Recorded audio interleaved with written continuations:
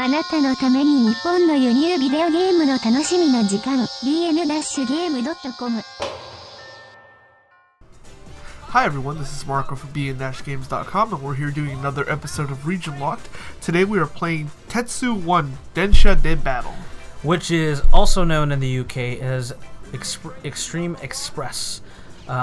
Being that it was released in the UK might explain why there's a lot of English text and I guess the voiceover guy is speaking English. This was not released in the United States, and we weren't even sure it was released anywhere else until doing some further research. But this game would have been weird here, I think. Yeah, I don't know how it would have sold, unfortunately. So this Tetsu-One game is following the Densha Dego or the Densha overall train games that are really popular in Japan, and they're usually, from what we can gather, classified under two divisions that are either the simulation or the more arcade style. And the last few games that we've done, I think we did Densha Dego, which was a simulation. Yeah. This is arcade, and it has to be one of the weirdest but most fun games I've ever played. It is, I guess one thing to mention is this is running on renderware, which is the Burnout engine. So if it looks similar to Burnout in some respect, visually, that would be why. And yes, it's an arcade title. You race trains.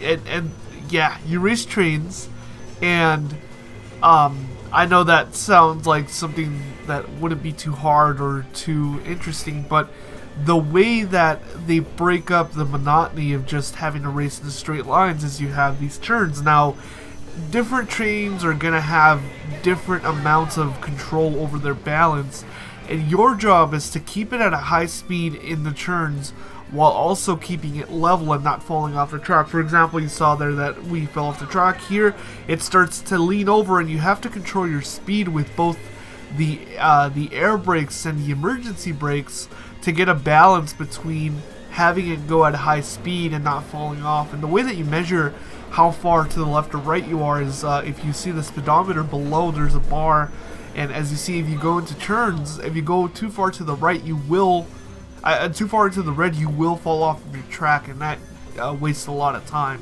You can still go, but it's hard to get your train back onto the track. So you lose a lot of speed. Just like real life, when they derail, they just hop back on and keep going. Yes, just like in real life.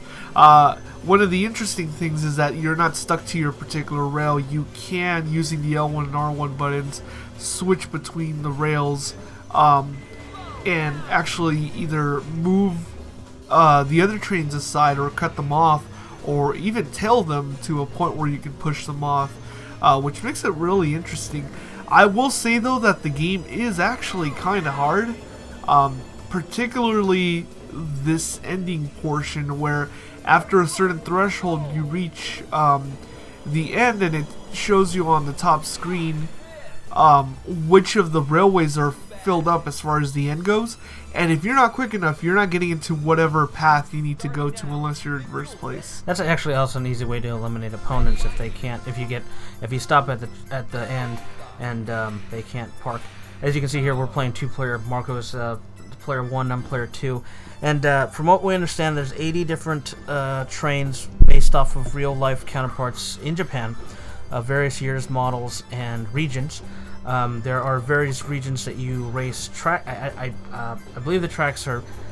They're definitely not. They're definitely not photorealistic to, or they're not even realistic to their true counterparts. But regionally, the way the topography is, it looks like it takes a lot of aspects. I mean, we could be completely wrong about this particular part, we don't live in Japan.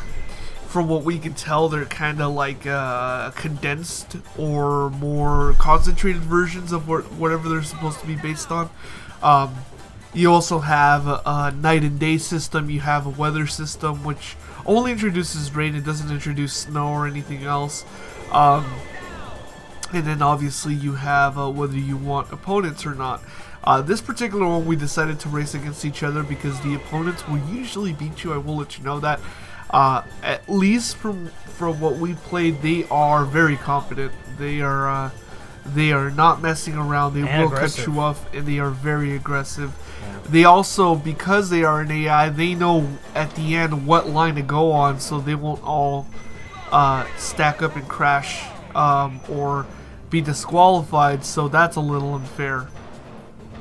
I should mention that in this particular race, I mean, the menus most of the menu items, the select items are in English, but the stats, the train stats, are in Japanese.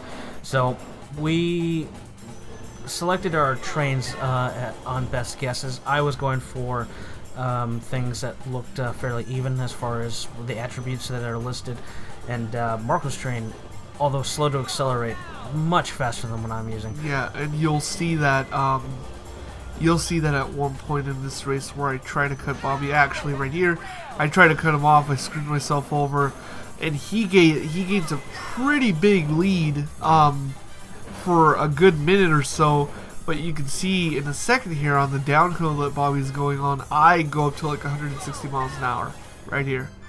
That's where I hit my peak, and that helped me out so much because I was able to essentially keep that speed for the rest of the ride, and I am able to catch up. And unfortunately, I overshot the end, so Bobby still won. But it is definitely one of those games that because of it, you can't really tell who's gonna win after a certain point. If you have a specific train, you can easily catch up. You can screw each other up.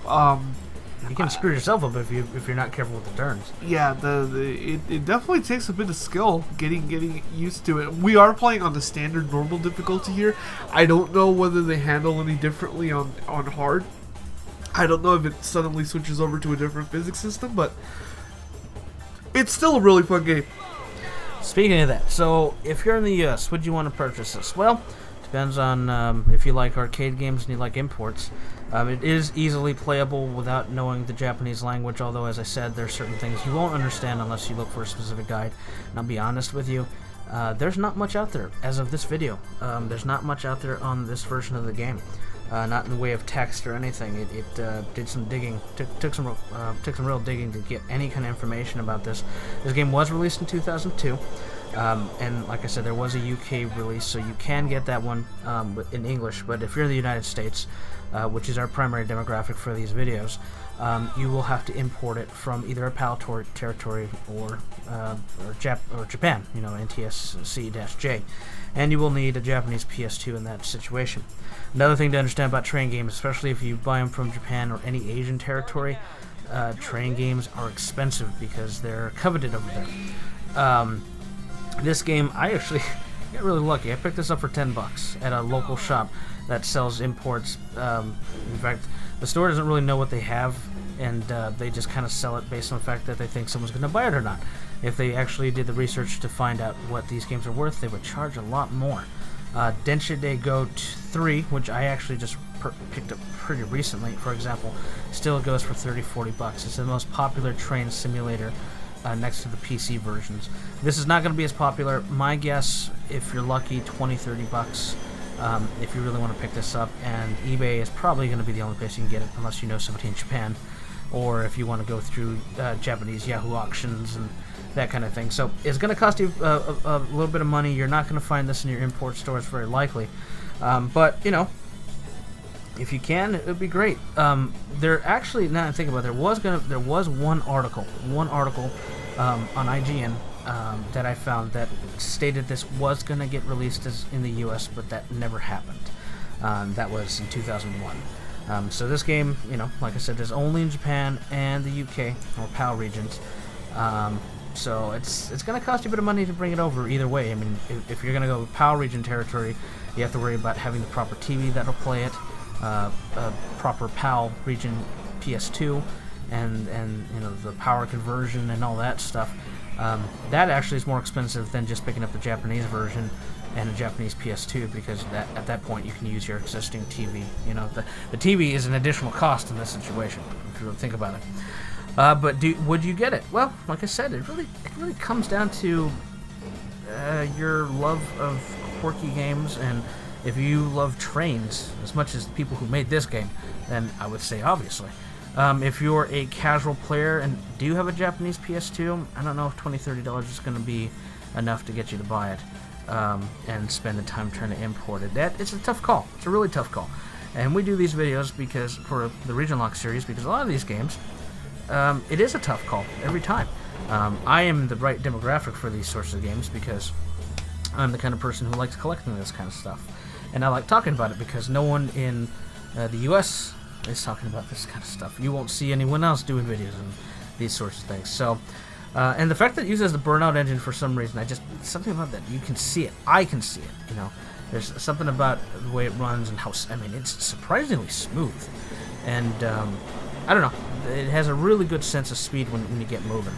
And it has all those arcadey feels, like when you're in a turn, it tells you to slow down. It's got a Sega-ness to that. I like to call that like the Sega effect. But I like it. I think it's worth the time. I actually should also mention there is a song, in fact, only one song, by the Blue Hearts, which is a Japanese punk band that sounds like the Clash, the Ramones, Sex Pistols, and at the end of this video, you're going to see a little montage that plays on the disc if you just leave the title screen alone.